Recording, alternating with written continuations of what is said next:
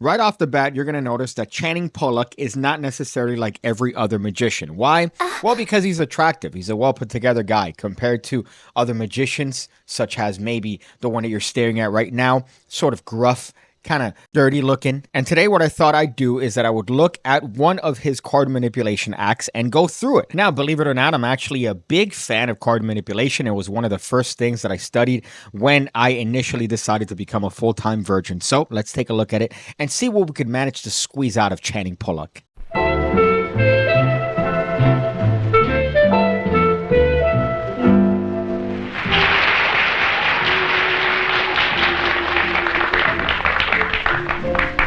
Sweet.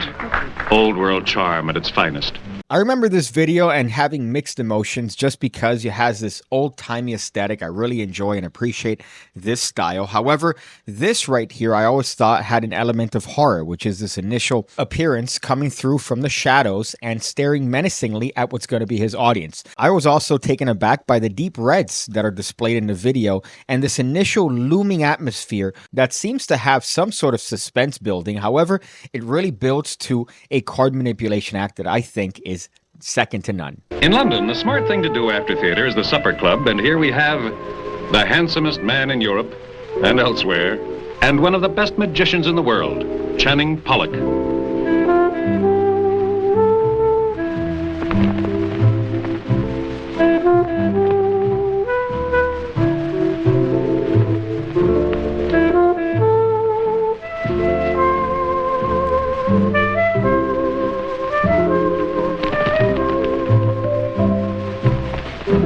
One thing I like to tell students of the PigCake Magic Academy, the home of over 1,500 videos going over card stuff, coin stuff, everything you need to become the best magician you could possibly be, all for the low, low price of a single White Claw month, is that I could tell if you're a skilled magician just based on the first 5 seconds of whatever it is you show me. It could be with cards, it could be with coins, and it's all to do with how you handle the props, how you touch them, how you manipulate them. Someone that's just starting off, you might have them hold on to something a little bit more aggressively and hold on to it stronger because they really don't want to drop the props.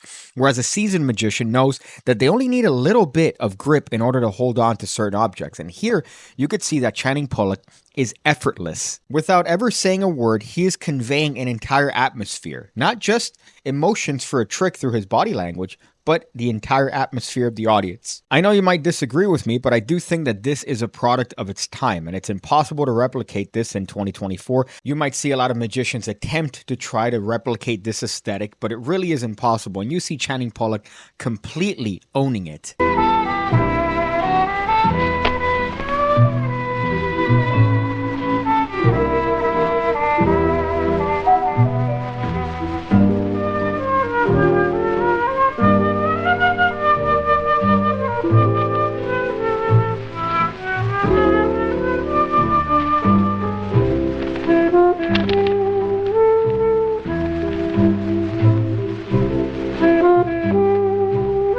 You think you look this fucking cool, but you don't. When you're on stage with your pea coat and your, I don't know, your fucking frills on your chest, you think you look this cool, but you fucking don't. Here, the point of this particular video and the lesson that I think I'm getting from this is that everything matters. When it comes to a performance, the main difference between somebody who is starting off and somebody who has mastered his craft is that anybody could learn tricks. Absolutely anybody could just learn a trick and perform it. Whereas somebody that has mastered their craft commands the atmosphere, which is exactly what's being shown to us right here.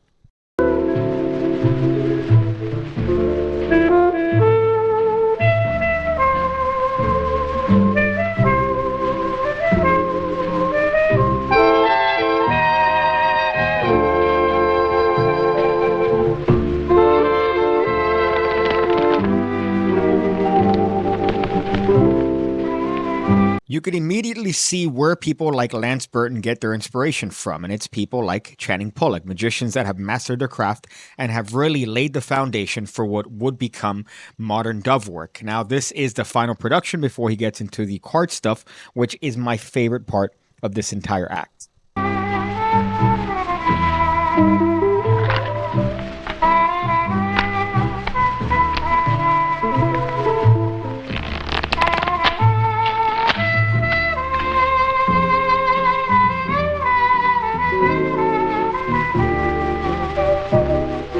Look at the speed of all his sleights. Nothing is done fast. Everything is done deliberate. He's really showing complete mastery over a deck of playing cards. Even in the riffle shuffle, he's showing that he has absolutely control over each and every single card. The fan is done extraordinarily slow, and even closing the fan is done teasingly slow. Not to be a complete virgin, but one of my favorite pastimes happens to be professional wrestling, and there was a professional wrestler named Jake the Snake Roberts, and he was known for cutting promos, which is when you talk to an audience.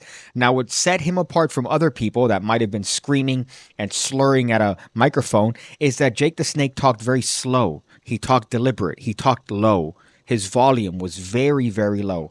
And the reason for that is because it makes you listen. It makes you sit forward and pay attention. And that's exactly what Channing Pollock is doing here without ever saying a word. This may be relics of a bygone era, but you could see that it really makes you pay attention to what he's doing because of his complete control over the deck. Whereas unfortunately, I think in 2024, it's just a necessity to have this bam, bam, boom, rapid fire, everything taking place at the same time to potentially mitigate the brain rot that you get from TikTok.com.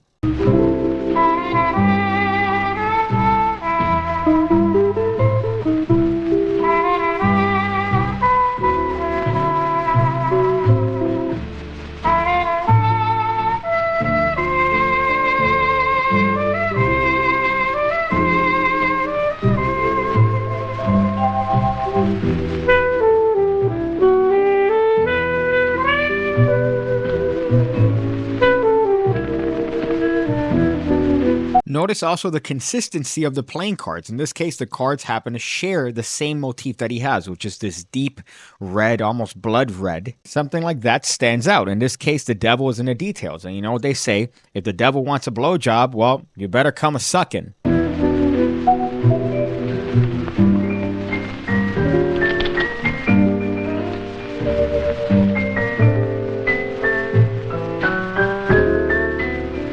The cameras shoot this in slow motion, and yet...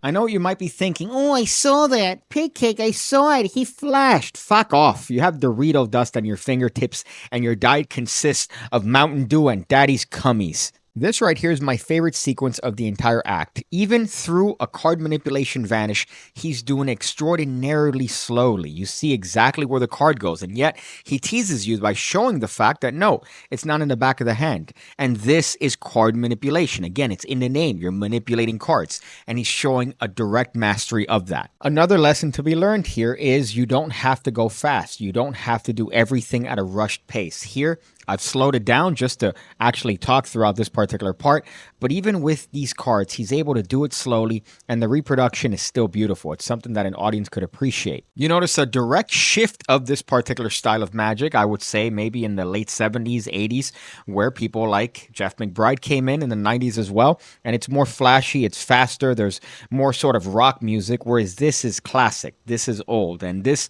still has its place in magic, and I think that even if you're not necessarily somebody that is a serious student of card manipulation, you should just watch this and take from it just the mastery of the atmosphere that is being provided by Channing Pollock.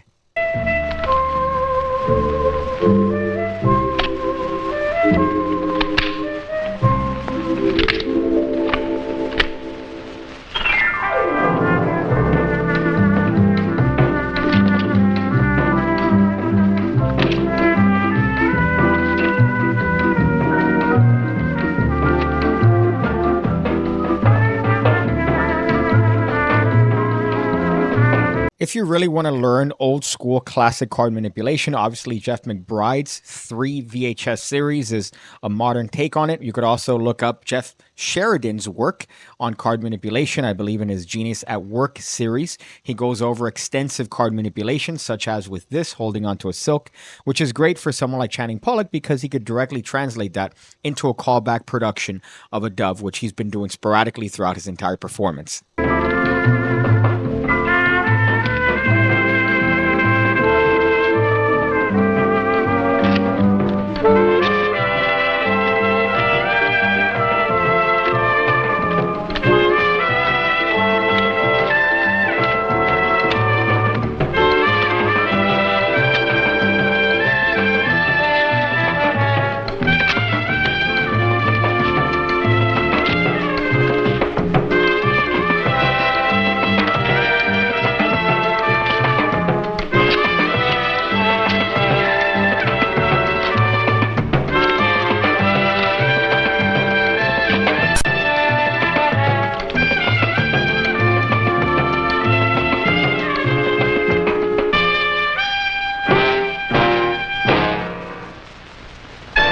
The pigeon.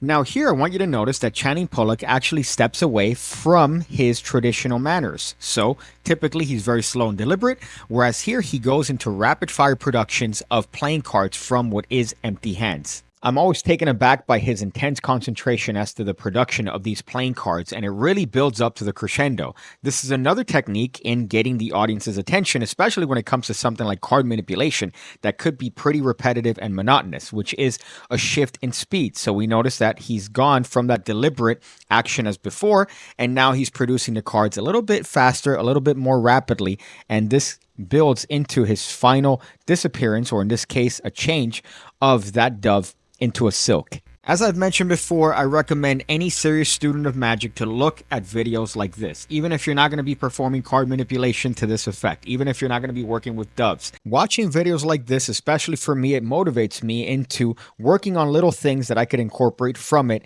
and assimilating it into my own current work. It might not even be a particular move. It might not even be a particular action. It could just be as simple as the cards matching the silk, something like that. But if you manage to take that and incorporate it into your own work, I think it's well worth the time you spent watching this video and being able to take something from it.